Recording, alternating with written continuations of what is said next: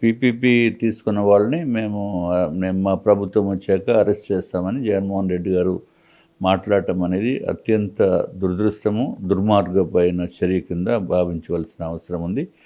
ఎందుకంటే వాళ్ళు ప్రభుత్వ విధానాలని ఏదైనా విమర్శించాలంటే విమర్శించవచ్చు, కానీ ఇట్లాగా తీసుకున్న వాళ్ళని మేము వచ్చాక మేము ఈ విధంగా ఇబ్బంది పెడతాము, అరెస్ట్ చేస్తాము అనే మాటలు ఇది డెఫినెట్గా ఇది సమంజనీయం కాదు. అది ఎవరు కూడా దాన్ని హర్షించరు. అండ్ పబ్లిక్ కూడా దట్స్ నాట్ కరెక్ట్. అంటే ఖాళీగా డబ్బులు లేవు ప్రస్తుతము.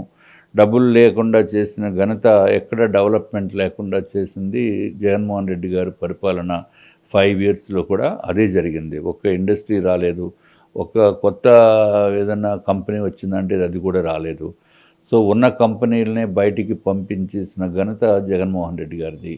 సో ఇప్పుడు ఈ ప్రభుత్వం వచ్చాక ఆ ఉన్నదాన్ని ఏదో విధంగా కంప్లీట్ చేసి అది పబ్లిక్కి ఉపయోగపడే విధంగా ఉండటానికి చేస్తున్న ప్రయత్నాన్ని చేస్తే వాళ్ళకి ఎంకరేజ్ చేసే పరిస్థితి వాళ్ళకి ఎట్లాగా లేదు జగన్మోహన్ రెడ్డి గారిది. కానీ ఇది మరీ ఒక స్థాయి మించిపోయి టూ మచ్గా మాట్లాడటము అది కరెక్ట్ కూడా కాదు.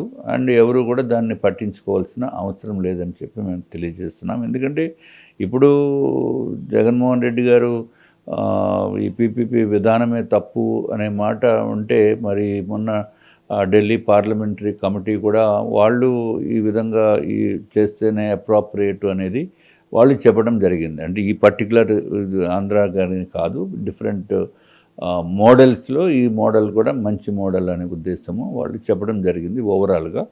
సో దాన్నే ఇప్పుడు రాష్ట్ర ప్రభుత్వము ఇంప్లిమెంట్ చేస్తుంది. అంటే ఈయన మాటలు జగన్మోహన్ రెడ్డి గారిది చెప్పేదాని ప్రకారం అయితే ఇంకా కట్టిన కాలేజెస్ యాజ్ ఇట్ ఈజ్ అలాగ ఉంచేసి ఇంకేమీ ప్రజలకి అందుబాటులో తేకుండా ఉండటము కరెక్టా?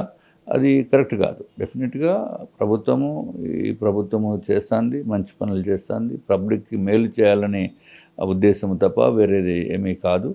కాబట్టి ప్రజలు దీనిపైన పట్టించుకోవాల్సిన అవసరం లేదు. తర్వాత జగన్మోహన్ రెడ్డి గారు మేము అధికారంలోకి వచ్చాక మేము చేస్తామంటున్నారు. ఆయన అధికారంలోకి రావటం అనేది అది జరిగే పని కాదు. ఎందుకంటే డిస్ట్రక్టివ్ నేచరుగా వైఎస్ఆర్సీపీ పేరు పొందింది. అందుకే ఈ రాష్ట్ర ప్రజలు కూటమి నాయకత్వానికి ఓట్లు వేసి 2024లో గెలిపించడం జరిగింది.